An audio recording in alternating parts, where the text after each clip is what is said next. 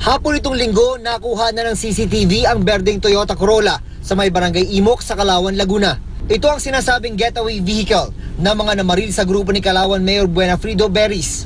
Sugatan ng alkaldeng nagtamo ng tama ng balat sa dibdib at tiyan.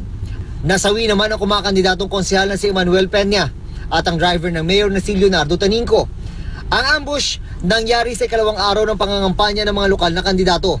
We are looking on this angle. Pwede rin itong politically motivated yung incident. Batay sa investigasyon ng mga pulis, galing sa pulong ng isang kooperatiba ang grupo ng mayor.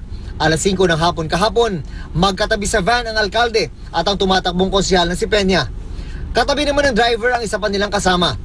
Isasara na raw sana ni Peña ang pinto ng van, pero pinigilan siya ng gunman. Saka sila pinagbabaril.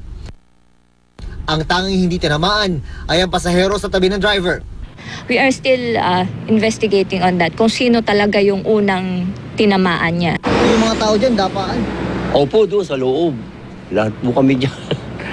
Nagulat na nga lang po kami nung pangyayari ganyan. 5 basyo ng kalibre 45 baril ang nakuha sa crime scene. Na-recover din ang getaway vehicle ng mga salarin. Pero iniimbestigahan pa kung sino ang posibleng nasa likod ng krimen. Sa pag-iimbestiga ng PNP, wala naman daw natatanggap na banta sa buhay ang alkalde ng Calauan. Minsan na nga raw inulok ng PNP na mabigyan ng police escort ang alkalde, pero tinanggihan niya raw ito. Nitong nakaraang linggo lang, nasawi rin sa pamamaril ang 2 barangay kagawad sa Malabon. Magpapagasolina raw sana sina Daniel Villaluna ng Barangay Concepcion at Bienvenido Reyes Jr. ng Barangay San Agustin. Nang lumapit ang isang lalaking naka-shorts at sombrero, nagmasid siya sa dali, saka pinagbabaril ang 2 biktima.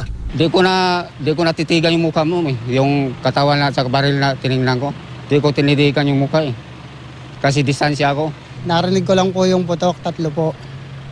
Tapos 3 sunod-sunod na putok. Tapos may naglakad po ron sa may gilid po ron. Nakatakas ang gunman matapos itong umangkas sa isang motorsiklo. Hindi pa malinaw sa ngayon kung may kinalaman sa eleksyon ng 2 insidente. Kabilang lang ang mga ito sa iniimbestigahan ng PNP na posibleng election-related violence. Sa ngayon, wala pa raw formal na report na natatanggap ang COMELEC.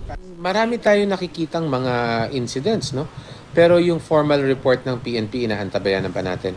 They will report to our gun ban committee. Bago pa man ang simula ng kampanya ng mga lokal na kandidato, kabi-kabilang peace covenant na ang isinagawa sa iba't ibang probinsya. Pakiusap ng COMELEC, respetuhin ito ng mga kandidato at bantayan ng mga botante kung nasusunod nga ba ang mga ito. June Veneracion, GMA News.